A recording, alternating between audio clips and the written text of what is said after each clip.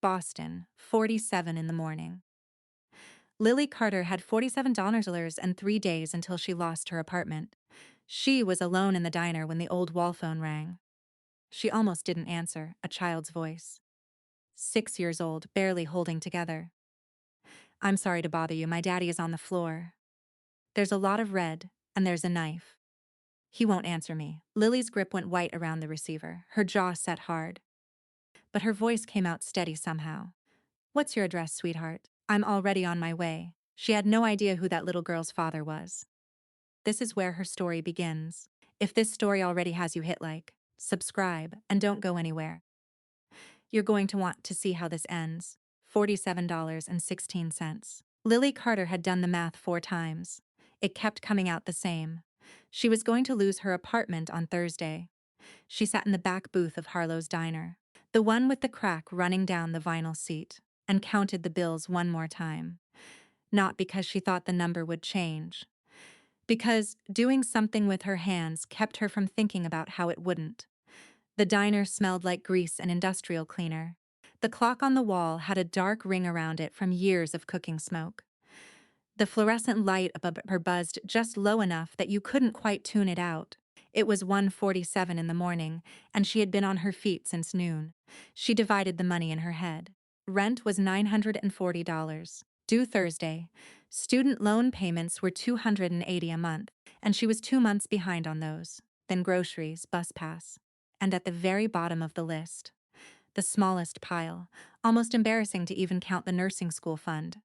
The account she still put money into every week, even now, 14 months after they threw her out. $2,847. She had been saving it one shift at a time. She wasn't going to touch it. That was non-negotiable, through the front window. She could see the billboard across the street. Hargrove Development Building, Boston's future. Blue letters, clean design. The kind of sign that belonged to a company that had never once thought about the view from where she was sitting.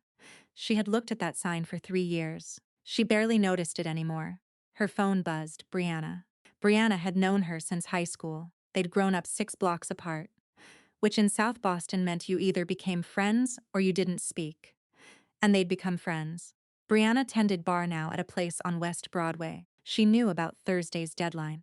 "Of course she did. I can cover you," Brianna said. "Just until you get back on your feet." "I'm fine," Lily said. She wasn't fine. They both knew she wasn't fine. But every time she had let someone help her, the help had come with a string attached. Sometimes they didn't even know they were holding the string, but eventually they pulled it. "Lily, I'm fine, Bri. I'll figure it out." She hung up. Felt bad about it immediately. Didn't call back. She sat in the silence of the empty diner and thought about the thing she always thought about this late at night when there was nothing left to distract her. 14 months ago, she was a third-year nursing student at Boston General. Night shift, clinical rotation. A patient named Robert Gallagher, 67 years old, came in for routine cardiac monitoring. She checked his vitals at 11:40 and documented them. She was the only nurse on the floor. He died at 12:18. 4 days later, after an investigation she was barely allowed to participate in, her supervisor, Dr. Alan Pruitt, signed her expulsion. The report said she had failed to monitor her patient's condition. Her documented records had been altered. She had no money for a lawyer. She had no one inside the hospital who would speak for her.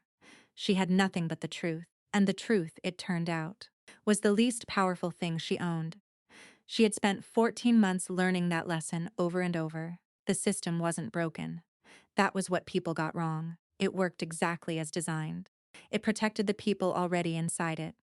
The rights were real, they were written down. They were posted on walls and recited at orientations. It was the access to those rights that wasn't equal. Paper was easy to throw away. The landline rang. Lily looked at it. Don Harlow kept the old wall phone connected because he was 63 years old and didn't fully trust cell service. She used it sometimes when her minutes ran low. Nobody called the diner this late. It was probably a wrong number. It rang again. She got up and answered it. The sound on the other end was not a wrong number. It was a child, a young child, maybe 5 or 6, and she was crying in that particular way where you can tell someone has decided to be brave and is barely holding on to that decision. "Hello," the little girl said. "I'm sorry to bother you. I saw this number on the wall by the kitchen phone. The sign says open 24 hours. We're closed, sweetheart. Lily said, "Are you okay?" A pause. Short then, my daddy is on the floor. There's a lot of red. And there's a knife. And he won't answer me. Lily's hand tightened on the receiver. Her first thought was not heroic. Her first thought was, this is not my problem. Her second thought was, call 911. She told the girl exactly that. This said she already had. She said someone was coming. But that was a long time ago, she said, and the red was getting bigger. The girl's name was Emma. She was 6 3/4. Her dad had taught her the 3/4 mattered. That was the detail that did it. Not the blood, not the knife. The 3/4. Some man somewhere had looked at his daughter and decided that precision was worth teaching. That the small, exact truth of a thing mattered. Lily reached for her keys. What's your address, Emma? She was already moving when she asked it. Already knowing, in the way you know things before you've fully decided them, that she was about to do something very stupid. The address was in Beacon Hill. Lily had grown up 3 miles from Beacon Hill. She had never once been invited inside. She drove toward it with $47.16 in her pocket and a stranger's child crying in her ear. And she did not let herself think about why she was going. Because if she thought about it, she might stop. The gate was open. That was the first wrong thing. In Beacon Hill, gates like this were never open at 2 a.m., not by accident. Not in neighborhoods where the houses had names, and the driveways had cameras, and every exterior light was motion-triggered. Lily pulled in anyway. Emma was still on the phone. Lily had her on speaker, propped against the dashboard, both hands on the wheel. The address had brought her to a street lined with oak trees and iron fences and houses that looked like they'd been built when the country was still deciding what it wanted to be. She'd driven past Beacon Hill 100 times. She had never turned in. Emma, she said. I'm at the gate. I'm coming in. Is the towel still in place? Yes. Emma's voice was smaller now, concentrated. I'm pushing hard like you said. Good. Don't lift it. Not for anything. She'd spent the drive coaching Emma through it. Don't pull the knife. Find something clean. Press and hold. It was the kind of thing Lily had read about in textbooks, practiced in lab simulations, thought about in the abstract. She had not thought about it for real, on a phone, at 2 a.m, with a 6-year-old on the other end trying to keep her father alive. But the knowledge was there. It had always been there. The system that expelled her had not been able to take that part. Emma had talked while she pressed the towel. She talked about her father the way you talk about someone when you're trying to convince yourself they're still okay. His name was Marcus. He was the tallest person she knew. He burned pancakes on purpose because she'd said once she liked the crispy parts. He always seemed like he could fix anything. He doesn't look like he can fix this, Emma had said quietly. Then she'd gone back to holding the towel. Lily parked in front of the house and got out running. The house was big, not the biggest she'd ever seen. But big in a specific way, the kind of big that came from money old enough to stop needing to prove itself. White columns, a white porch. Exterior lights casting everything in blue-white. The front door was ajar. She pushed it open. The inside stopped her for just a second. Not because it was beautiful, though it was, but because of the silence. A house this size, this quiet. At this hour it felt wrong in a way she couldn't name. Emma, she called out. In here. Small voice left. She found them in the kitchen. Marcus Hargrove was on the floor. He was a big man, 6'2" at least, broad across the shoulders. Built like someone who'd spent years in physical spaces that required it. He was wearing a dress shirt with the sleeves rolled up. One sleeve was soaked through, dark red, nearly black in the kitchen light. The blood had spread beneath him in a wide pool on the white marble floor. The knife was still in him. She'd read about that too. Removing a penetrating object before surgery was one of the most common mistakes an untrained person could make. The object was doing work, plugging what it had opened. You left it in place. You controlled the bleeding around it. You got the person to a surgeon. She knew this. She'd known it from a textbook. But reading it and seeing the handle of a knife sticking out of a man's abdomen at 2 a.m. were two entirely different experiences. She did not freeze. She couldn't. Emma was behind her now, having come down the last few stairs the moment she heard Lily's voice. And the look on this little girl's face, the specific effort of a child who has been holding herself together past the point where holding should be possible, meant Lily could not afford her own fear. Fear would have to wait. She crouched down, checked his airway, checked his breathing labored, but present. She pressed 2 fingers to his neck and found his pulse, weak. Too fast, his lips were pale. The knife had entered on his left side, above the hip. High enough to have missed the major vessels or he'd already be dead. But he'd lost a significant amount of blood. More than she wanted to think about. Emma, she said. Her voice came out steadier than she expected. Your dad is breathing, his heart is beating. Those are both good things right now.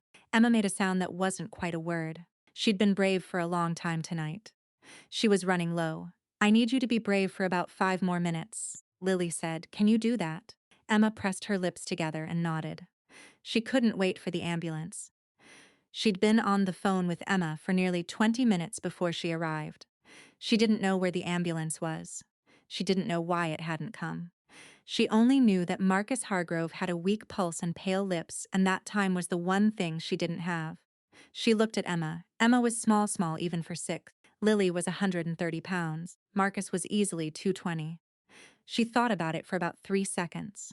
Emma, I need your help. I need you to help me get your dad to my car. I know that sounds hard, but I think you can do it. Can you try? Emma looked at her father, then at Lily. Yes, she said. It took them 11 minutes. It wasn't graceful. It wasn't the way things look in movies, where someone lifts a person with grim determination and carries them into the light. It was Lily getting her arms under Marcus's shoulders and pulling, and Emma putting her small hands on his leg and pushing.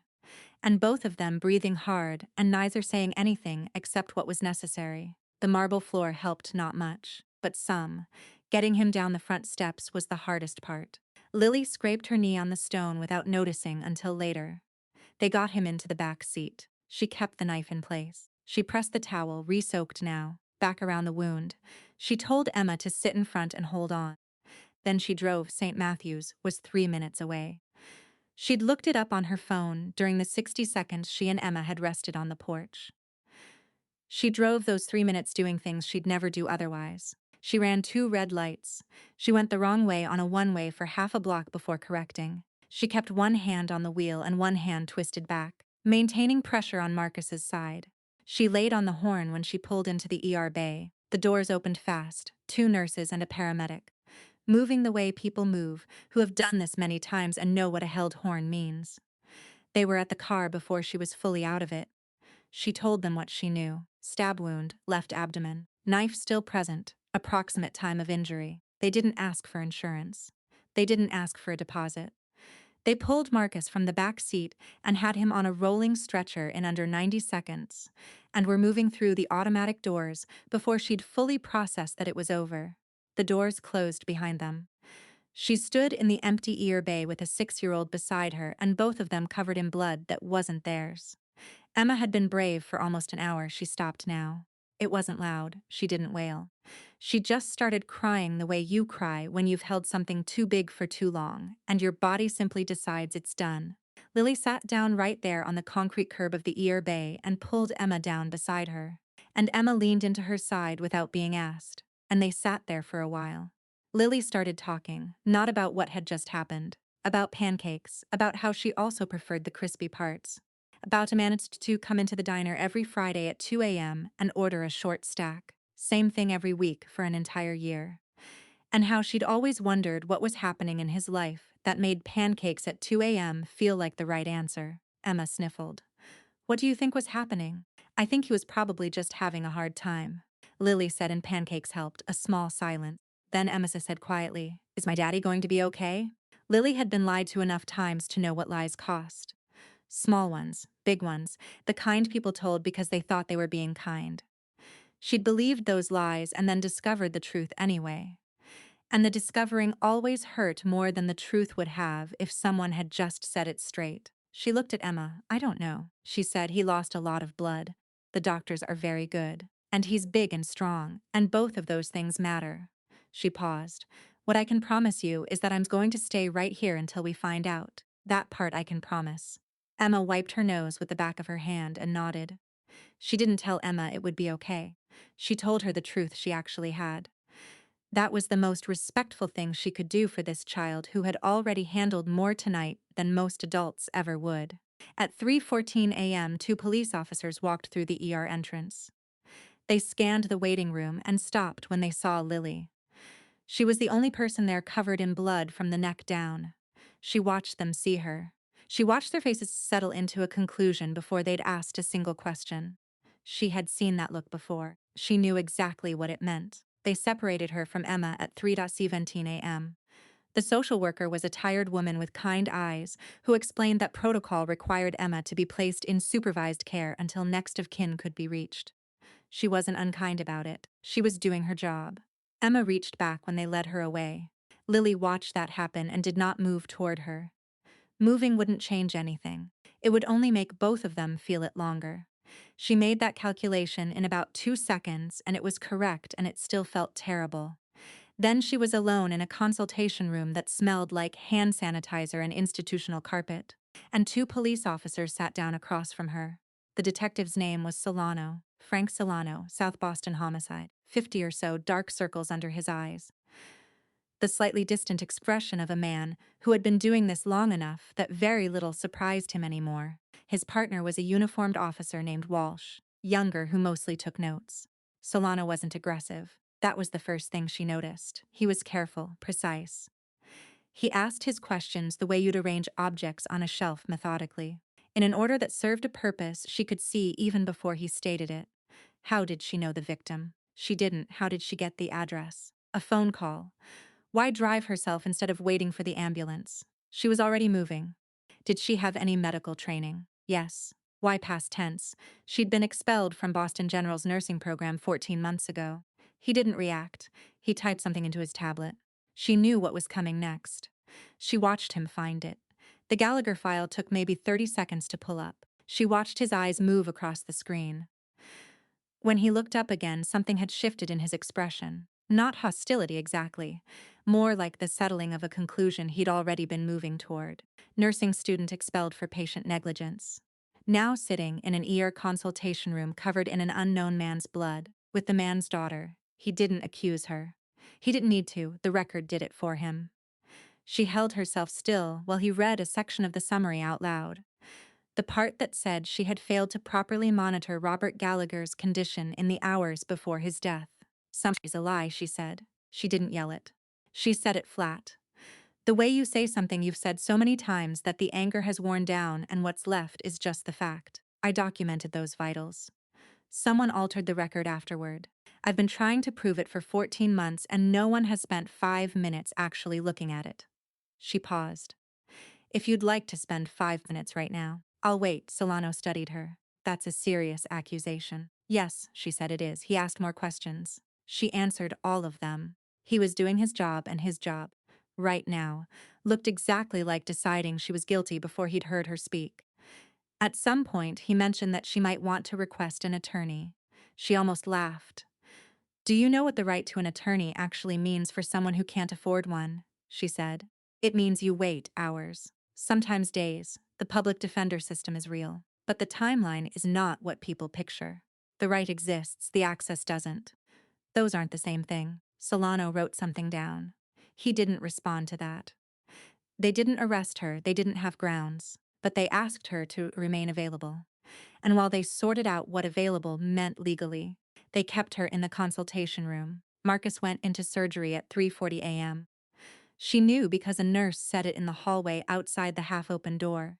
Emma was in a supervised family room down the hall. She was probably sitting very still. She was probably not coloring. At 4:08 a.m. they told Lily that Emma would remain in temporary CPS custody until Marcus's emergency contacts could be verified. The primary number on file had rung through to a voicemail that wasn't set up. The secondary reached no one, until a verified next of kin could take custody. Protocol was protocol. She understood protocol. She had watched it operate for 14 months. It was very good at protecting the institution it belonged to. It was less reliable when it came to the actual people caught inside it. She sat in the consultation room and took stock. Job gone. She'd left Harlow's diner unlocked at 2 a.m. with the register accessible. Dawn would find out in the morning. She didn't need to be told what happened after that. Apartment. Eviction deadline was Thursday, 2 days. Money, $47. Emma down the hall. Reaching back, she didn't cry. She was too tired and too angry. And the anger was the more functional option, so she stayed there. This was the thing nobody told you about being poor and in trouble at the same time. Every system you encountered was designed to process you, not help you. Child services wasn't cruel. Solano wasn't cruel. The hospital that had expelled her wasn't cruel. None of it was personal. That was almost the worst part. It was indifferent, and indifference, when you were already at the bottom, had exactly the same effect as malice. You ended up in the same place either way. The difference was just that indifference didn't even notice you'd fallen. At 5:30 a.m. she heard footsteps. Not hospital footsteps, not the soft-soled shuffle of nurses or the measured pace of security. These were the footsteps of people who walked like the floor belonged to them. 5 men came through the ER entrance. She could see them through the small window in the consultation room door. They were all wearing dark clothing, and they moved with the economy of people accustomed to walking into rooms and having the rooms adjust around them. The man at the front was older, white-haired, straight-backed in the way of former military, the posture you never fully lose. He had a face that looked like it had made difficult decisions so many times that difficult had stopped meaning anything. His eyes swept the room and stopped on the consultation room door. 30 seconds later, the door opened. He sat across from her. He looked at her the way you look at something you were expecting and weren't entirely sure you'd know how to handle once you found it. "My name is Ray Caldwell," he said. "I'm a business associate of Marcus Hargrove.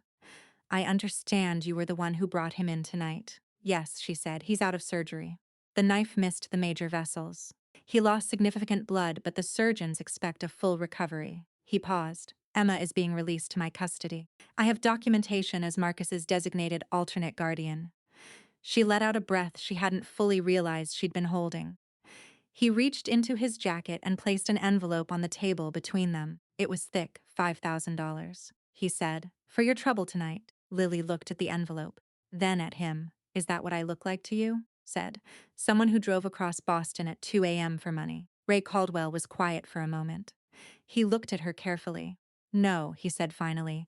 "You look like someone who answered the phone, then put it away." He did. Something shifted in his expression, not surprise exactly, but a recalibration, like a measurement he'd taken that came out different than he'd expected. He told her she was free to go. The detective had no grounds to hold her. A car would take her home. He thanked her, and the way he did it was direct and without performance, which she appreciated more than she would have expected. "She'll want a familiar face," Lily said to Emma. "She's been through a lot tonight. Miss Carter." He said it with the patience of a man who had spent a long time managing people who were harder to read than she was. "So have you." The car that took her home was black and quiet and warmer than she expected. She watched South Boston pass outside the window. The streets were starting to lighten at the edges.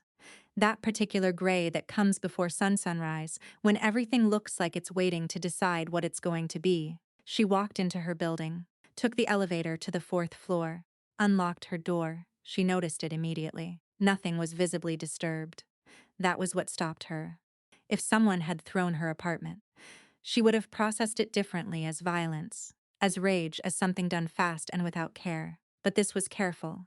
The books on her shelf were exactly where they'd been, but slightly wrong, the angle off by a few degrees.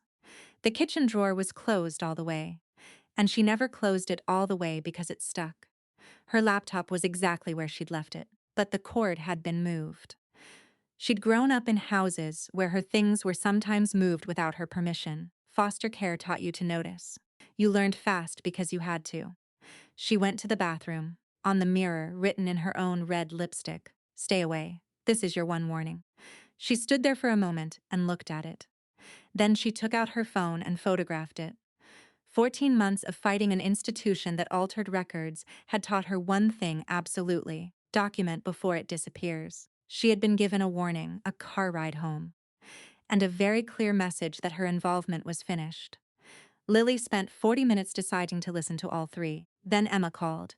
She was sitting on her bed at 9:14 a.m., still in yesterday's clothes, holding a cup of coffee she'd made and forgotten to drink, when her phone rang from a number she didn't recognize. She almost let it go to voicemail. Lily, small voice, careful, like a question that was also a hope. "The man called Ray gave me your number. He said for emergencies. I think this might be an emergency." She closed her eyes. "My dad is still sleeping and I don't like it here, and I was wondering if maybe you could please come." The logic of walking away, which she'd constructed carefully over 40 minutes, dissolved. Clean and total, like it had never been there. She went. Before she left, she photographed the lipstick warning again, from a different angle. Once wasn't enough. Don Harlow had texted at 8:47 a.m. She'd been expecting it.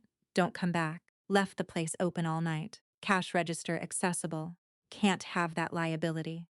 Sorry, Lily. She'd read it 3 times and put the phone face down on the mattress and sat there. Then she'd done the inventory. $47 cash.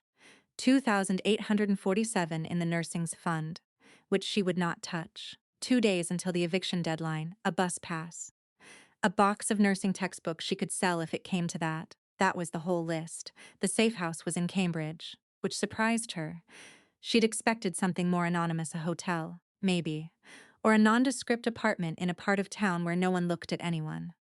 Instead, it was a 3-story brownstone on a quiet street lined with maple trees. The kind of street where neighbors didn't ask questions, because asking questions meant answering them. Ray met her at the door. He'd been expecting her, which meant he'd been told she was coming even though she hadn't told anyone. She didn't ask how. Emma was in a room on the 2nd floor, sitting at a table with a coloring book open in front of her. She was not coloring. She was sitting perfectly still, looking at the page, in the way of someone whose body has stopped cooperating with ordinary activity. When Lily walked in, Emma turned and her whole face changed. Not dramatically, just a small loosening around the eyes. The specific relief of a child who had been waiting and had almost stopped believing the wait would end. They spent the morning quietly. Lily helped Emma eat breakfast. They looked at the coloring book together. Emma colored a horse with deliberate precision, staying inside the lines with the focused intensity of someone who needed to control at least one thing in her immediate environment. Lily sat beside her and didn't try to fill the silence. Some silences didn't need filling. Around 2 in the afternoon, Ray's men were occupied elsewhere and the house had one of those rare still pockets that sometimes open up in chaotic situations. Lily looked at Emma. You want to walk? Emma looked up. Then she went to the corner of the room and picked up her shoes. White sneakers with small silver stars stitched along the sides. She sat down on the floor and put them on with the seriousness of someone preparing for something important. These are my good shoes, Emma said. I wear them on important days. Is today an important day? Emma thought about it. I don't know yet, but I want to be ready. They walked along the Cambridge riverfront. Lily knew this stretch of water. She'd grown up in Charlestown, which sat at the edge of the same waterway system. She'd spent summers along these industrial blocks when there was nothing else to do. She knew the sound the water made against the old dock pilings, a specific low rhythm, hollow and patient. She knew the difference between harbor gulls and river gulls. She knew which blocks flooded in March. She pointed things out to Emma as they walked. The way light changed near the dock supports. The color of deep water versus shallow water. A rusted anchor chain bolted to a warehouse wall that had been there, she told Emma, for at least 30 years. Emma listened the way she listened to everything fully, with the attention of a child who understood that information mattered. Why doesn't the river smell like the ocean? Emma asked. Different water, Lily said. The ocean has salt. Salt changes everything, the smell, the weight, the way it moves. This is fresh water, less dramatic. I like the ocean better, most people do. It's louder, Emma thought about that. Then she slipped her hand into Lily's as they walked, without comment, without ceremony. The way children do things that would carry enormous weight if an adult did them. They walked back when the afternoon started to cool. Later, after Emma was settled with a book, Ray came and sat at the kitchen table while Lily ate a sandwich made from whatever was in the refrigerator. He poured himself a cup of coffee and didn't drink it. He told her about Marcus. Not the business, the man. Emma's mother had been named Diane. She died 3 years ago. Cancer, fast and then faster. The kind that didn't give you time to do all the things people say you should do when you have time. Marcus had sat at the hospital for 11 days straight near the end. Slept in the chair, ate from the vending machines. Ray had brought him clean clothes twice, and Marcus had barely noticed. He drove Emma to school himself every morning. No driver, no security, just him and Emma and whatever she wanted to listen to on the radio, which was currently a phase of 3 songs on repeat. He hadn't missed a single school event in 6 years, not one. You're telling me this, so I'll think he's a good person, Lily said. Ray wrapped both hands around his coffee cup. I'm telling you this because I want you to understand that the world isn't divided into good people and bad people. It's divided into choices. Marcus has made some very bad ones. He is also this child's entire world. Both of those things are true at the same time. That doesn't make the bad choices less bad. No, Ray said, it doesn't. A long silence opened up between them.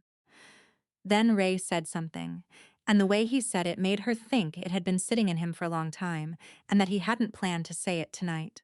I've been making excuses for those choices for 30 years. I was good at it. You're the first person who said that to me without flinching. Then maybe you should have stopped making excuses 30 years ago. Ray didn't answer. Something crossed his face, old and complicated and specific to him, and then he looked away.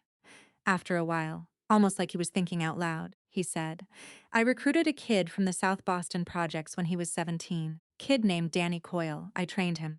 Thought I was doing him a favor. Structure, income, a place where someone would look out for him. He paused.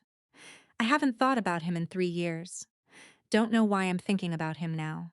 Lily didn't say anything. She had the sense that the right response was to let it sit without covering it up. After a while, she asked carefully what Marcus was like when things went wrong. Ray was quiet for a moment. 8 years ago, a man named Terrence Webb betrayed us. Cost us 3 people, he said it plainly. Not softening it, Marcus found him. I was there. I've never seen a decision made that fast in my life. Afterward, he sat in the car for 2 hours without saying a word. Emma was 6 months old at home. He looked at his coffee. I don't know what he was thinking about. He never mentioned Terrence Webb again. Lily absorbed this without comment. She filed it away. At 11 p.m. Ray's phone rang. He took it to the hallway. She could see him through the doorway without hearing the words. And she watched his face do something she hadn't seen it do yet. It wasn't fear exactly. It was the expression of someone receiving news they had been prepared for and finding that preparation insufficient. He came back. He looked 10 years older than he had 20 minutes ago. There have been developments, he said. I think you should stay here tonight. He didn't say what the developments were. She didn't ask. She knew what it meant when someone used that word with that face after a call they took in another room. 3 things had happened in the last 6 hours. None of them were small. She thought about that while she lay on the narrow bed in the room they gave her, staring at the ceiling, listening to the sound of Ray's men moving through the house below. She thought about the nursing fund and the number that never seemed to grow fast enough. She thought about the lipstick on her mirror and the careful way someone had replaced everything exactly where it was. She thought about Emma picking up her good shoes because she wanted to be ready, even on a day when she didn't know yet what ready was for. She was still thinking about it when she fell asleep. She had not decided to stay, but she hadn't left, that night, for the first time in 14 months. Those 2 things felt like they might mean the same thing. The 3 things happened in this order: the bomb, the eviction, and the school. Later, Lily would think that any one of them alone would have been enough to break a person. Together they arrived the way a sentence arrives. The world spelling something out very clearly. You cannot win this. It started at 9:47 in the morning. She was in the kitchen of the safe house, eating toast she didn't taste, watching the small TV on the counter that one of Ray's men had left on the night before. The news was on. She wasn't really watching it. She was thinking about Emma, who was still asleep upstairs, and about the eviction deadline, which was 2 days away, and about the nursing textbooks she could probably get $40 for if she found the right buyer. Then the news cut to a live shot: St. Matthew's Hospital, the parking garage on the east side, the section closest to the ICU wing, smoke, structural damage to 2 floors. A device, the reporter said carefully, had detonated at 9:47 a.m. 7 people injured, no fatalities confirmed. Lily set down her toast. She understood immediately what this meant, even if she couldn't have explained every piece of the logic. Someone had known Marcus was there. Someone had known which section of the garage sat closest to where he was recovering. This was not random. This was a message or an attempt, or both. Around her, the house changed. Ray's men had been present, before visible but unhurried, moving through the rooms with the contained energy of people doing a job. Now there were more of them. She didn't see where they came from. They simply appeared, the way water appears in a basement after a storm suddenly and from everywhere. They were quieter than before. which was worse than if they'd been loud. Emma came downstairs at 10, still in pajamas, her hair flattened on one side from sleep. She looked at the men, then at Lily. "Something's wrong," Emma said. There was no point in denying it. Emma had been paying attention her entire life. She would know a lie by the shape of it. "Yes," Lily said, "but it didn't happen here. You're safe right now." She said it with more certainty than she had. That was the line, not lying. But holding back what a 6-year-old couldn't carry yet. There was a difference between a lie and a portion. Adults made that call for children all the time. The question was whether you made it honestly, with the child in mind, or whether you made it for your own convenience. Emma looked at her for a long moment, deciding whether to push further. Then she went to the cabinet and got out the cereal. Lily's phone buzzed while she was watching Emma eat. A 617 number she didn't recognize. She stared at it through 2 rings. On the third, she answered. Building management, her landlord. He was sorry to call on short notice, he said, which was how people started sentences when they weren't sorry at all. He had filed the eviction paperwork that morning. He cited Clause 7, 3 of her lease criminal activity or police investigation involving the tenant. A patrol car had been dispatched to her building 2 nights ago in connection with a follow-up on the stabbing case. She had not been charged with anything. There had been no crime at her address. A patrol car in the vicinity, in the record, was enough. Out by Friday, 3 days. She set the phone face down on the kitchen table. She told Emma nothing, turned back to the TV. Watched the smoke still rising on the screen from the parking garage of the hospital, where Marcus Hargrove was recovering from surgery. Ray came in from the hallway 5 minutes later. He was holding his phone. She knew from the way he walked, not fast, but deliberate. With the specific weight of someone carrying news they've had just long enough to confirm that this was a third thing. Not a continuation of the first 2, a third separate thing. He waited until she looked at him. Maplewood Elementary called, he said. 2 men arrived at the school this morning with paperwork. They said it was a family emergency. They tried to take Emma. Lily went very still. The front office called the primary contact number before releasing her. Ray continued. That number was Cole's. It was disconnected. School protocol held. Emma was never touched. She was never in danger, but someone sent those men. Yes. She stood in the kitchen of a safe house in Cambridge with the TV still on and a 6-year-old eating cereal 6 feet away. And she thought about what it meant that 3 separate things had happened in the time it took to watch the morning news and answer 2 phone calls. A bomb at the hospital. Men at Emma's school. This is what powerlessness actually looks like, she said. Her voice came out quiet. Not angry, just dramatic, not cinematic. Things keep happening and you keep not being asked. Ray looked at her. He didn't argue with it. She turned away from him and stood at the window, looking at the maple trees on the street outside. She thought about the money she didn't have, the apartment she was losing, the job that was already gone. She thought about the nursing fund, $2,847, and the 14 months of shifts that had built it. She did not think about leaving. That surprised her a little. At 4:30 in the afternoon, one of Ray's men appeared in the kitchen doorway. He was a large man, not someone who usually looked uncertain. And he looked uncertain. "There's a woman outside," he said. "Says she knows you. She's been standing on the front step for about 40 minutes. Won't leave." Lily went to the door. Brianna Walsh was standing on the front step, holding a brown paper bag from a Thai place on Tremont Street that had been there since they were in high school. She was wearing her bartender clothes, which meant she'd come straight from work or straight from somewhere else entirely. Her hair was in a knot, and she had the look of someone who had made a decision and was not going to unmake it. She looked at Lily. Lily looked at her. "I'm not asking what's happening," Brianna said. "I don't need to know. But I have your location shared on my phone from that thing in 2019, and you never turned it off. And I know you haven't eaten a real meal in 3 days." She held up the bag, Lily said. "How did you shared your location with me 4 years ago for emergencies and forgot about it?" Brianna tilted her head slightly. "This seems like an emergency." "It's complicated, Lily." Brianna's voice dropped. Still steady. "I'm not a leash. I know you think everyone who helps you wants something back. I know why you think that. I'm not asking you to stop thinking it right now. I'm just asking you to let me put this food on a table." Lily stood in the doorway for a moment that was longer than it should have been. Then she stepped back. Brianna walked in without making it a thing. She found the kitchen, found the table, and started setting out the containers. She said hello to Emma, who said hello back with her mouth full. She did not look around the house or comment on the men stationed at the windows. She sat down across from Lily and pushed a container of pad thai in her direction and said nothing else. Lily ate. It was the first real meal she'd had in 3 days, and she hadn't fully known that until she started eating it. There was something about sitting across from someone who had known her since she was 16, who had watched her be impossible for a decade and a half, and was still here with takeout containers. Something about that undid a thing she hadn't realized was wound that tight. She didn't say thank you until Brianna was leaving. When she did, it came out rough. Brianna waved it off. Stop, she said. Just eat more than once a day. After she left, Lily sat with Emma at dinner. Emma had a system for sandwiches.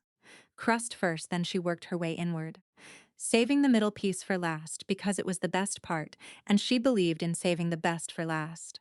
She explained this system while she ate, without looking up, with the tone of someone stating established fact. Then, still not looking up, she said, "Are you going to leave?" Lily looked at her. "Why would you ask that?" Emma was quiet for a second. "Because everyone eventually has somewhere else to be." There it was, stated plainly. The way Emma stated everything. Not dramatic, just true. The specific sentence of a child who had already learned that people left, who had factored it into her expectations the way you factor in weather. Lily had said that exact sentence to herself at 6 and 7 and 8 years old, not out loud, but she'd thought it. She'd built her whole interior life around the truth of it. "Not today," she said. "I don't have anywhere else to be today." Emma considered this. "What about tomorrow?" "Let's finish the sandwich first." That was all, no speech. No promise she couldn't keep, just the next small true thing. She stayed because she had nowhere else to go, and a child was asking her not to leave. And Lily Carter had spent her whole life being the person who didn't get to ask. Not asking had made her careful and capable and solitary in ways she didn't always like. But she recognized the ask when she heard it. She recognized it in her own chest. She was still there when Emma fell asleep. At 9 that evening, Ray found her at the kitchen table with a cup of coffee and the day's accumulated weight. "Marcus is asking for you," he said. "He's been asking since this afternoon. He wants to speak with the woman who brought him in." She looked at her coffee. "Before you go in," Ray said carefully, "there's something you need to know. About him, about you. About 14 months ago." She looked up. "What about 14 months ago?" He sat down. He put his hands on the table. He looked like a man who had been carrying something heavy and had just decided to set it down. "Robert Gallagher," he said. She went very still. "I think you should hear this," Ray said. All of it. Ray didn't tell her who Marcus was in terms of money or power. She already understood that. He told her what Marcus's organization had done to a man she'd never met, and that the cost of that man's silence had been her entire career. He started from the beginning. When Lily arrived at the safe house, Ray had run her background. "Standard procedure," he said. Everyone who came into contact with Marcus or Emma got a background check. Hers had taken 20 minutes. The nursing expulsion appeared immediately. He'd noted it and moved on. Then, 2 days later, while he was going through records related to Cole, trying to understand the scope of what Cole had planned, and for how long, he found a financial transfer. A payment of $180,000. Routed through a Hargrove Development Consulting contract. Made 4 days after a patient named Robert Gallagher died at Boston General Hospital. The recipient of that payment was a man named Alan Pruitt. Ray laid it out flat, the way he laid most things out. No softening, no preamble beyond what was necessary. Gallagher had been a senior city building inspector. He'd been cooperating quietly with a federal investigation into safety certification fraud on 3 Hargrove Development construction projects.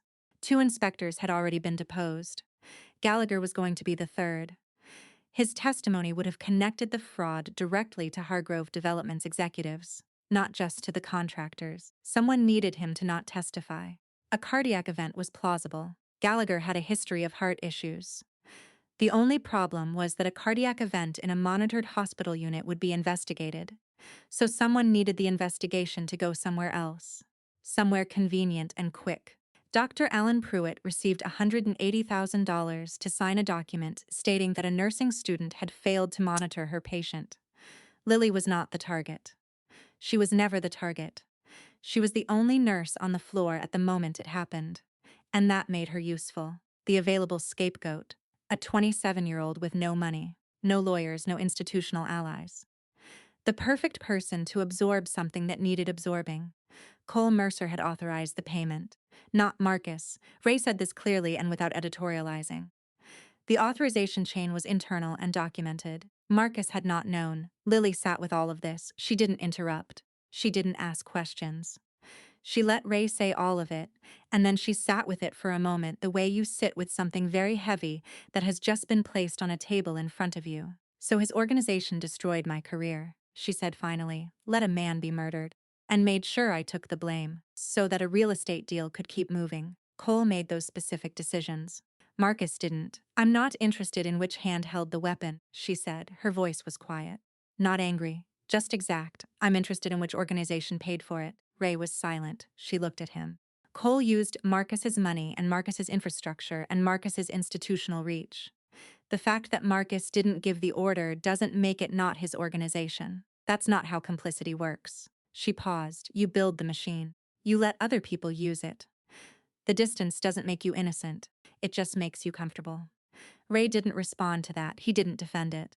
Which told her something. I'm going to go see him, she said. Lily, I'm going to see him because Emma asked me to. And because I want to look him in the face when I tell him what was done in his name. St. Matthew's was quiet at that hour. Ray drove her himself. They didn't speak in the car. Marcus Hargrove was in a private room on the 4th floor. 2 of Ray's men were stationed in the corridor outside. She walked past them without looking at them and pushed open the door. He was awake. That was the first thing. He was awake and alert in a way that filled the room before she'd fully crossed the threshold. He was pale from blood loss, a bandage visible at the edge of the blanket, an IV line in his left arm. But his eyes found her immediately, and they were sharp. Clear, the eyes of a man who had woken up from surgery with the specific consciousness of someone who needed to take stock.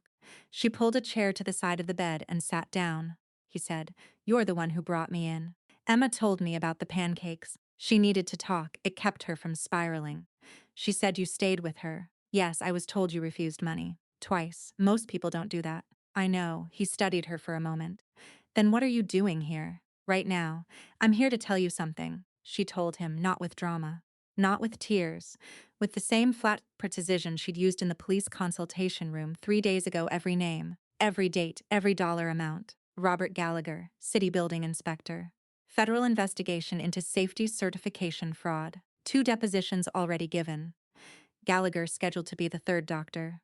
Alan Pruitt, $180,000. Routed through a Hargrove Development consulting contract. Her expulsion report. Signed 4 days after Gallagher died. 14 months of being told she was wrong about her own records. 14 months of working doubles at a diner, and studying by flashlight and putting money into an account she was afraid to touch. The eviction notice currently in her jacket pocket. She said all of it. She didn't rush. She looked at him while she said it. Marcus didn't interrupt. He didn't look away. He listened in the someone who understood that the right response to certain things was to receive them fully before saying anything at all. When she finished, the room was very quiet. "I didn't know," he said. "I know you didn't. Ray showed me the authorization chain. Cole made those calls." He started to say something. She could see him forming it the next sentence. The one that would begin to create some distance between himself and what his organization had done. "That doesn't make it not your organization." Not harshly, plainly. "I'm not here asking for an apology. I'm here because I wanted to see what kind of man you are when someone puts the truth directly in front of you." He was quiet for a moment. "And what kind of man is that?" "I don't know yet," she said. "I'm watching." It was the longest silence of the conversation. He looked at the wall, then back at her. The authority she'd noticed when she first walked in hadn't left exactly. It was just sitting differently on him now. "What would it take?" he said slowly. "To fix it, the nursing record, the Gallagher case, the actual unaltered truth in the actual record. And someone with the authority to do something about it once they find it. I have information that could move the right people at Boston General." "Is that how you fix things?" she asked. "You move people, usually." She looked at him. "Then use it, but not for me. Robert Gallagher is dead. His family doesn't know what actually happened to him. Do it for that. Do it because and the record still says something different. That was the thing that landed differently than everything else. She could see it, not guilt exactly, something more specific. The recognition that accountability wasn't about him. It had a target, and the target was a dead man's family who deserved the truth more than Marcus Hargrove deserved to feel absolved. He nodded slowly, in the corner, had been still the entire time. He had the expression of someone watching something he had needed to see for a long time. She stood up to leave. At the door, she stopped. Emma put her good shoes on this morning, she said. She said she wanted to be ready in case it was an important day. I don't think she knows yet what ready looks like, but she's paying attention. She paused. She's paying very close attention to everything around her. She let that sit where it landed. Then she left. 3 days passed in the strange, suspended way of days that are waiting for something to happen. Lily helped Emma with a jigsaw puzzle of the Grand Canyon. They got the border done and most of the sky. Emma had strong opinions about puzzle strategy. Start with the border, then find the unusual colors. Leave the plain sections for last. She explained this method with the gravity of someone who had worked it out through experience. On the fourth day, Lily was helping Emma separate the reddish-orange pieces from the brownish-orange pieces when someone sat down across from her. She hadn't heard the approach. She looked up. The woman was in her mid-40s, dark hair, pulled back. She was wearing clothes that were professional without being formal, the specific outfit of someone who didn't want to look like a federal agent, but was one. She set a folder on the table and a cup of coffee that Lily hadn't asked for. Miss Carter, she said, in the pleasant tone of someone delivering bad news, very professionally. My name is Dana Rourke. I'm a special agent with the FBI. I think we should talk about what you know and about what happens to you if you decide not to share it. Emma looked up from the puzzle. Lily looked at Rourke. Emma, Lily said, can you go find Ray for me? Emma went without argument, which meant she understood more than she was saying. She usually did. Lily looked at the folder on the table. All right, she said, let's talk. The FBI didn't come with handcuffs. They came with a folder, a cup of coffee she hadn't asked for, and the practiced patience of someone who had done this before and knew exactly how long it took a person to realize they had no good options. For 18 hours before Rourke sat down, things had been the best they'd been in 14 months. That was the cruelest part. The 18 hours, 3 days after Lily's conversation with Marcus. His lawyers had filed a motion with the Massachusetts Board of Nursing, a formal request for temporary suspension of the disciplinary record pending review of newly discovered evidence. The Pruitt payment documentation, filed without specifying how it was obtained. The board had agreed to the suspension, not reinstatement, nothing that clean. The active disciplinary notation on Lily's record was frozen while the review was pending. A door cracked open. She knew it could be closed, but it was open. Detective Solano had called the day before. Professional, brief. She was formally cleared of any connection to the stabbing. The investigation had identified Cole Mercer as the primary suspect and was proceeding accordingly. She could disregard any communication suggesting otherwise. Don Harlow. After what she gathered was some sustained pressure from several longtime regulars who had opinions about how he'd handled things, had called her. She had her job back pay for the 2 days she'd missed. Her landlord, seeing the police attention on her building dissolve, had paused the eviction paperwork. For 18 hours, every single thing that had been falling had stopped falling. She'd sat at the kitchen table of the safe house the night before and thought, this is the best it's been since the Gallagher case. This is what almost okay feels like. She'd also sat in that kitchen at 11 p.m. because she couldn't sleep, and Marcus had come in for the same reason. He'd said nothing about why he was there. Neither had she. He poured himself coffee. She was already on her second cup. They talked about hospital coffee, how it was universally terrible. How she had a theory that it was made bad on purpose so staff would buy from the vending machines. How this was either institutional negligence or a remarkably cynical revenue stream. Marcus had said, that's the most cynical thing I've heard this week, and I run a criminal organization. And she had said, I've had 14 months of practice. One small laugh from each of them, then quiet. The kitchen lit only by the light under the cabinet. One of Ray's men passing outside the window on his round. 2 people who didn't sleep, sharing a table, saying nothing that mattered and meaning quite a lot by it. That was the 18 hours. Then Rourke sat down. Her name was Dana Rourke. 3 years on a RICO case targeting the Hargrove Syndicate. She said this without preamble. Stated it the way someone states the weather a fact. Not a negotiation. She had financial records, surveillance data, informant testimony. She laid out the shape of it efficiently. She was not there to impress Lily. She was there to explain a situation. What she still needed, she said, was a civilian witness. Someone who could testify to first-hand observation of behavioral patterns consistent with organized criminal enterprise, the security arrangements, the communication infrastructure, the organizational structure she had observed over the past several days inside the syndicate's operational setup. I saw men in suits, Lily said, and a 6-year-old doing puzzles. You saw a security apparatus consistent with the operation of a criminal syndicate. I saw people doing their jobs. I don't know what their jobs are. Miss Carter, Rourke opened the folder. She didn't look up from it. I know about the Gallagher case. I know about your expulsion. I know that your disciplinary record is currently under a suspension motion filed by a law firm that represents the Hargrove Syndicate. She looked up. If you testify against Marcus Hargrove, that law firm withdraws from your case. The motion disappears. The board review stalls. I cannot promise you that anyone else picks it up. There it was. Indirect. Precisely constructed. The kind of thing that could be described later as an explanation rather than a threat. But they were sitting across from each other in a quiet room, and Rourke had said it with her eyes steady and her hands still, and her voice even. Which was how people spoke when they wanted you to understand that they meant it. Lily looked at her. You're telling me, she said, that if I don't help you build a case against the man who is currently trying to fix what his organization did to me, you'll allow what was done to me to stay done. I'm telling you that federal investigations and nursing board proceedings are entirely separate processes, and I have no direct don't, Lily said, her voice dropped. Not angry, just tired of the specific performance of bureaucratic language. Don't use that kind of language to tell me you're threatening me. Say what you actually mean. A pause. When Rourke spoke again, she sounded almost tired. Not of Lily, of the sentence she was about to say. What I mean is that justice is expensive. Someone always pays for it. I'm asking you to help pay for this one, by becoming your informant. By telling the truth about what you observed. The same truth, Lily said. That was worth exactly nothing for 14 months. The truth I had about my own documentation. The truth I told anyone who would listen about what happened to Robert Gallagher. Nobody was interested in that truth. Nobody opened a folder. She paused. Now the truth is useful, and suddenly I'm getting coffee I didn't ask for. Rourke was quiet. You know what I've noticed, Lily said.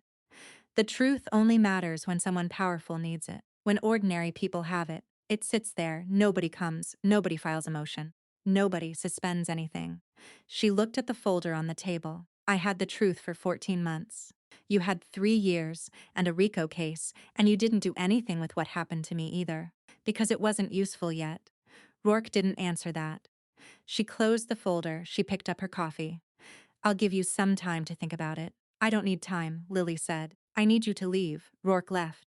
Lily sat at the table until she was sure the door had closed and she was alone. Then she put both hands flat on the table and breathed. Ray found her in the hallway 10 minutes later. She came, he said.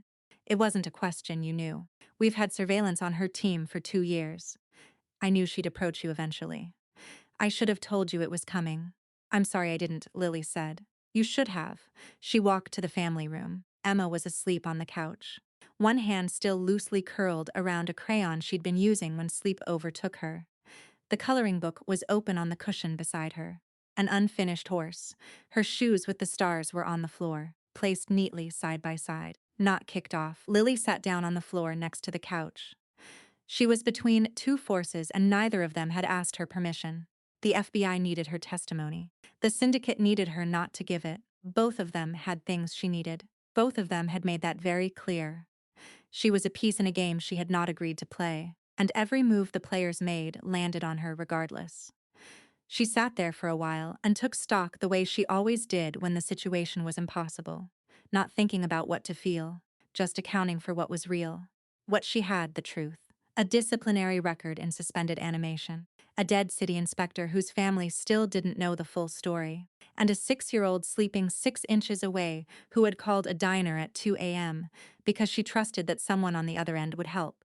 That was the list. Human rights weren't theoretical. She'd thought about this a lot over 14 months. They were written down in places, recited in orientations posted on hospital walls. The right to have your account heard, the right not to be coerced, the right to exist inside a system without being used as currency by the people who ran it. She had been stripped of those rights by a hospital and now by a federal agency, and neither of them had done it with malice. That was what made it hard to name clearly. Malice was easy to call out. Institutional convenience was harder because it always came with a reason that sounded like a principle, but the effect was the same. She stayed on the floor until Emma shifted in her sleep, and the crayon rolled off the cushion and fell beside her. Lily caught it before it hit the ground. She held it for a moment, red worn down to a stub.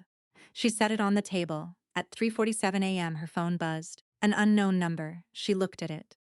Emma's school backpack, small, purple, with a keychain of a cartoon dog on the zipper sitting on a concrete floor she didn't recognize. Gray walls behind it, bare bulb overhead. Below the photo, 3 words. Time is up. She stared at the screen for a long moment. Then she got up and went to find Ray. They took Emma at 6:14 in the morning. 4 minutes, that was the window. One guard stepping away from her door to change shifts. The replacement not yet in position. Cole Mercer had been blind for 18 months. 4 minutes was more than enough. Lily knew something was wrong before Ray said anything. She felt it in the house, the specific quality of silence that follows something irreversible. She was in the kitchen with her second cup of coffee when Ray came in and looked at her, and she set the cup down before he opened his mouth. "She's gone," he said. The reconstruction took an hour. Cole's man inside the facility had cut power to one camera corridor for 30 seconds, long enough to loop the feed. 2 men used the service elevator. Emma hadn't screamed. She'd been told her father needed to see her urgently, that the security team had sent them. She had nodded, put on her shoes, the ones with the stars, because she wanted to be ready. And she had walked out with them, because she was 6 years old. And because her father had always been the safest thing in her world, and someone had used that, Ray told Marcus by phone. Lily heard Marcus's voice through the receiver from across the room, not the words. Just the register of it.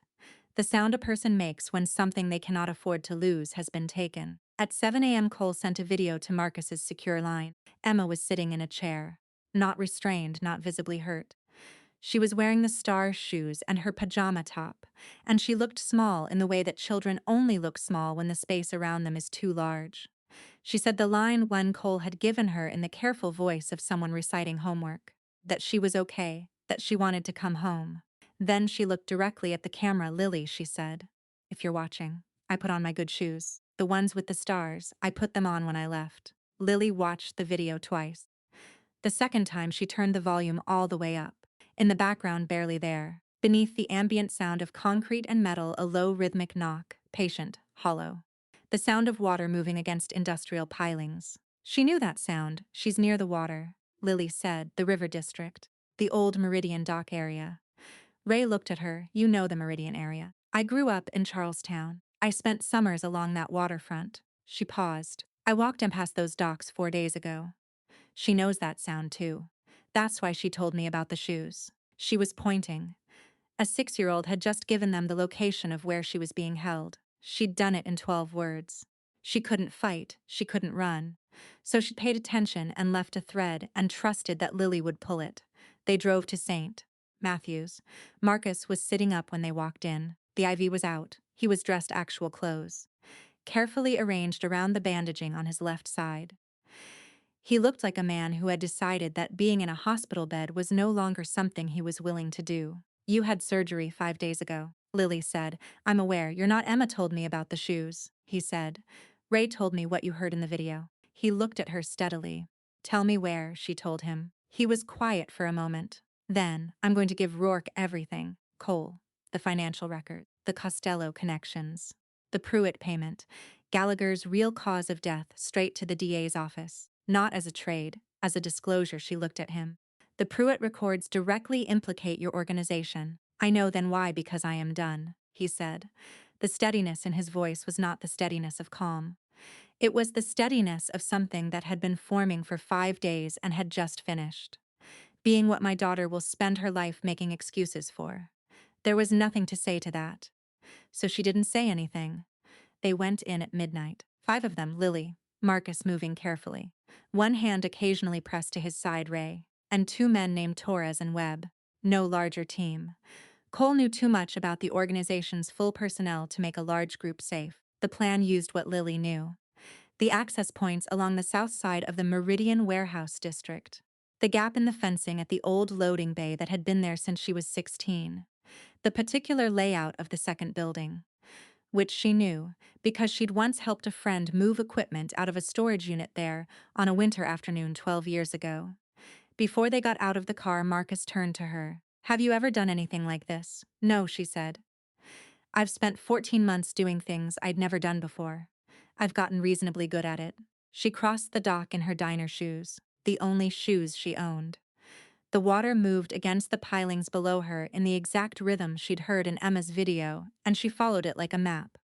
The rescue was not clean. It was 5 people moving through dark industrial structures, one of them healing from abdominal surgery, following the sound of water. Lily misread the approach to the second warehouse, and they lost 15 minutes backtracking through a service corridor that ended at a locked gate. Real time, real cost. Webb was shot in the shoulder on the secondary approach, a guard they hadn't accounted for, positioned at a side entrance that shouldn't have been staffed. The sound was enormous in the quiet of the waterfront. Webb went down against the wall and said a word and then said, "Stop, I'm okay, go." Torres stayed with him. The plan changed in about 4 seconds. Lily and Marcus and Ray went in through the loading bay. Emma was on the second level. Storage room, east side, 2 guards outside the door. Cole inside with her. Ray handled the guards. She didn't ask how, she didn't look. When the door opened, Emma was sitting on a wooden crate in the middle of the room. She had organized every object within reach by color. Cardboard boxes in one row by shade of brown. Loose tools arranged from dark to light. Small containers of something Lily didn't identify. Sorted by label color. Order inside chaos. The only thing she could control. When she saw Lily, she didn't run. She stood up. She picked up the jacket folded on the crepe beside her. She had been cold for hours and had said nothing, and she walked forward carefully. Like she was afraid that moving too fast might end the reality of it. "You found the shoes," Emma said. "I found the shoes." Cole came out of the shadows from the far corner of the room fast. He got past Marcus's reach and shoved Lily hard against the metal shelving unit behind her. Her shoulder took the full impact. She heard herself make a sound. The shelving edge caught her across the upper back and she slid down to one knee. By the time she got back up, Ray had Cole against the wall. Marcus had a gun. He'd had one this whole time. She'd known that. Everyone in that building had been carrying something. But there was a specific quality to the moment when Marcus stepped forward, and the gun was present, and Cole was on the ground, a particular stillness that she understood not for either of them. She had heard about Terrence Webb. She knew what this moment had looked like once before. Cole looked up at him. "You're not going to call the feds." "Everything we built 12 years, Ray," Marcus said. "Call Rourke." Cole blinked. She had never seen genuine shock on his face before. Not fear, shock. "They'll flip me. I give them everything. Every name, every operation. The syndicate is finished. That's $4 million in 12 years. And you're just wasn't looking at him anymore." He was looking at Emma, who was 30 feet away with her face pressed into Lily's neck, and her arms around Lily's shoulders, and her star shoes visible beneath the hem of her pajama pants. Emma wasn't looking at this, but she could turn around at any moment. "Because she's over there," Marcus said, "and I'm done being what she'll spend her life making excuses for." He lowered the gun. Ray made the call. They were moving Cole toward the exit when Ray stopped. He stopped the way you stop when you see something you weren't prepared to see. Complete. Sudden, at the far end of the corridor, in the shadow near the east door. A man was standing with a weapon pointed at Lily. He was in his mid-30s, dark jacket, and he had the look of someone waiting for instruction. Ray said, "Danny." The man went completely still. Nobody in that corridor was supposed to know his name. The specific way Ray had said it, not a command. A recognition. The way you say the name of someone you failed. "Put it down," Ray said. "Walk out the east door." A long moment. Nobody moved. Then Danny Coyle lowered the weapon. He looked at Ray for 2 seconds. Something passed between them that Lily couldn't fully read. Then he turned and walked to the east door and pushed it open and was gone. In the car afterward, while Torres drove and Webb held his shoulder and Emma slept against Lily's arm, Lily asked Ray quietly why he hadn't taken the shot. Ray looked out the window. Because I was the one who put him in that corridor. He said, I recruited him at 17. Told him this world had something to offer him. He's standing in that warehouse tonight because of a decision I made before he could vote. He paused. The only thing I could do was give him a way out. Do you think he'll take it? I don't know, Ray said, but I gave him the option. That's the first honest thing I've done in 30 years. Rourke arrived at 1:47 a.m. with a federal team. Cole was in custody in under 3 minutes. She approached Lily separately, near the water's edge, away from the activity. You didn't have to be here, Rourke said. No, a pause. What you did tonight, I don't need that acknowledged. Lily said, that's not why I did it. Rourke was quiet for a moment. I want to apologize for what I said to you in the hospital. The way I said it. Are you apologizing because it was wrong? Or because Marcus is cooperating and you don't need me anymore? Rourke didn't answer immediately. Both, she said finally. I'd like it to be entirely the first. I'm working on that. Lily looked at her. That's the most honest thing anyone in a position of authority has said to me in 14 months. She walked back toward the car where Emma was sleeping. 36 hours later, a certified letter arrived from the Massachusetts Board of Nursing. She read it 3 times at the kitchen table with her coffee going cold. Then she set it down. She had learned not to celebrate things that hadn't finished arriving yet. But she left the letter on the table where she could see it. That was new. 8 months after the night on the waterfront. Lily Carter walked into Boston General Hospital in blue scrubs with a badge that said student nurse, Resenstein stated. Same hallways, different shoes. She had bought new shoes. The things that happened in those 8 months happened slowly and then all at once, the way most real things do. Marcus's testimony produced indictments, 3 crime families, 6 city officials. The entire leadership structure of the Costello organization. His own legal situation was unresolved, a gray zone his lawyers expected would take another 3 years to fully clarify. He was not in prison, he was not free. He had sold the Beacon Hill house and moved to a 4-bedroom in Newton, where Emma had a yard and Ray had a room down the hall, and something like ordinary life was being attempted, imperfectly, one day at a time. Cole Mercer was in federal prison. Reduced sentence for cooperation. He was gone from the story doctor. Alan Pruitt had been indicted, resigned from Boston General, and was awaiting trial. His name was in the public record now, attached to specific things he had actually done. Robert Gallagher's family had been notified. His cause of death was correctly recorded for the first time. A civil suit against the hospital was in progress. It would take years. The story says that plainly because it's true. Justice is frequently slow and incomplete, and pretending otherwise doesn't serve anyone. Detective Frank Solano, 6 weeks after the night at the docks, had transferred the complete Gallagher investigative file to the DA's office. It wasn't his case, it wasn't his jurisdiction. He hadn't waited for authorization. When his lieutenant called him in about it, he said, I read that woman's file over a year ago, and I knew something was wrong and I did nothing. This is me doing something. He received a formal reprimand and accepted it without comment. He stopped by Harlow's Diner on a Wednesday afternoon 3 months later. He ordered coffee. He didn't explain himself. He left a card on the table when he went. On the back, in his handwriting. For what it's worth, I'm sorry it took this long. She kept the card. The graduation ceremony was small. The nursing program held them in a conference room that smelled like fresh paint, rows of chairs, family and friends in the back. Lily had 4 people, Brianna, who had driven across the city in her bartender clothes and was crying before it started. Ray, who sat straight-backed and said nothing and meant everything by it. Marcus, who stood slightly apart in the way he had developed over 8 months, a deliberate pulling in, like a man practicing taking up less room. And Emma, who was wearing the shoes with the stars. After the ceremony, Emma pressed a card into Lily's hands. Handmade crayon on folded cardstock. Dear Lily, thank you for finding my shoes. Your friend, Emma Hargrove, aged 6 and 11 months. Lily stood there holding that card for a moment. Then Marcus came over. He stood slightly apart from the small group. The way he did most things now, with a kind of deliberate unimportantness that hadn't existed in him a year ago. He held out a folder. She opened it. The formal documentation of the Boston General civil settlement with the Gallagher family. The institutional admission of failure. Signed, Pruitt's resignation. Signed, and her nursing record corrected. The original complaint notation replaced with a formal board finding. Expulsion rescinded.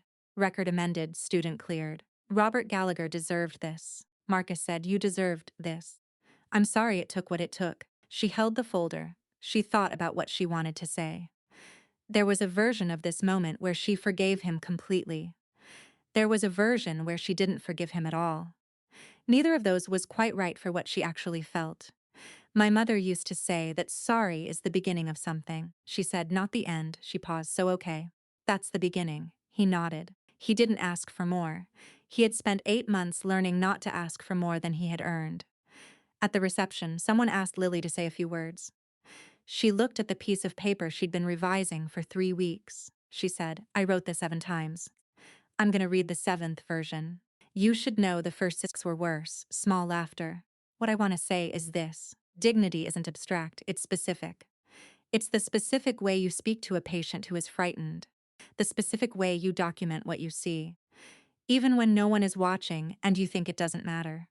The specific choice to believe someone when they tell you something happened to them, before you have proof. I spent 14 months being told my truth didn't count because I wasn't the right kind of person. I didn't have money. I didn't have a title. I didn't have anyone inside the institution who would stand up for me. The only thing I had was that I was right. And eventually that was enough. But it shouldn't have taken that long." She paused, looked down at her new shoes. First pair she'd bought in 3 years. "The reason I'm standing here is because some people along the way chose to treat me like a person. Not a liability, not a problem to be processed and moved on from. A person. That choice to extend dignity to someone when you aren't required to is the entire job. Everything else is just procedure." 3 months later, on a Tuesday morning, she crossed paths with Rourke in a hospital corridor. Rourke was there on an unrelated case. Badge on her jacket, moving with purpose. She stopped when she saw Lily in scrubs. "You made it," Rourke said. "I made it." Rourke looked at her, something working behind her eyes. "I've been thinking about what I did, what I said to you in that room, and I don't have a good defense for it." "No," Lily said. "You don't." A moment passed. "I'm going to think about it for a long time," Rourke said. "That's probably the right thing to do," Lily said, and walked back to her patient. She was in the pediatric year that morning, observing, learning, doing the early work of someone at the beginning of something real. A child came in around 11, 8 years old, bicycle fall, frightened, one arm held carefully against his chest. No parent yet, they were coming, traffic. The intake nurse told Lily to sit with him. She pulled a chair to the side of the bed and sat down at eye level, not standing over him, beside him. "Hi," she said, "I'm Lily. I'm a nurse. What's your name?" Through tears. "Jake. Jake." "You're safe. The doctors are going to look at your arm, and it's going to be okay." She paused. "Can you tell me one thing about yourself while we wait? Anything at all. Doesn't have to be important." Jake thought about it. "I have a dog named Captain." "What kind?" "A beagle. He's really loud." "Beagles are the loudest," Lily said, with complete seriousness. "That is a documented fact." Jake almost smiled. The crying slowed. She stayed beside him until his mother came through the door 12 minutes later. Then she stepped back and let the room fill with the right people. And she walked back into the hallway and thought about a child who had called a diner at 2 a.m. and said, "I'm sorry to bother you," before she told someone her father was dying. This was not a story about a woman who saved a man. It was a story about a woman who refused to let the world's accounting of her worth become her own. Who learned, through 14 months of impossible math and one phone call in the dark and a 6-year-old in shoes with stars on them, that dignity extended to a stranger is not a sacrifice. It is a practice, and it is, in the end, the only work that actually matters. As we reach the end of this story, what remains is not the silence of its final scene, but the weight of everything it leaves behind. Because every mafia story, no matter how intense, violent, or emotionally charged it may appear, is never truly about the underworld itself.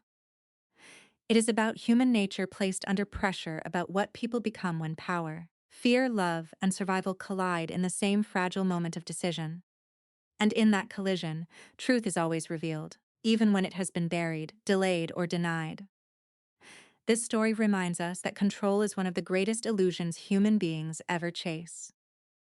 People believe control comes from money, authority, loyalty, or fear, but real life always proves otherwise.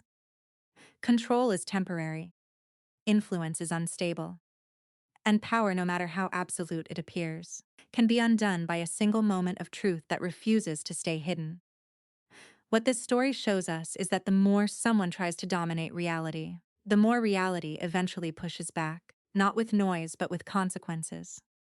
At the center of this journey, we see characters who are not simply good or evil, but deeply human, each shaped by pain, ambition, survival, and emotional contradiction.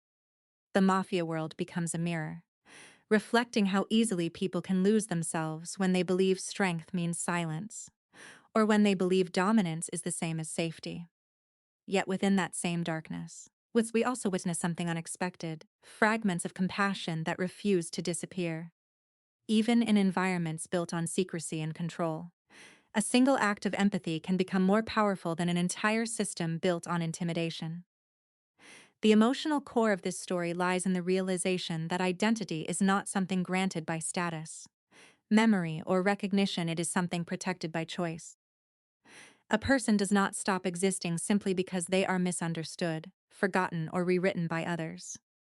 Identity survives in instincts, in moral resistance, and in the quiet decisions made when no one is watching.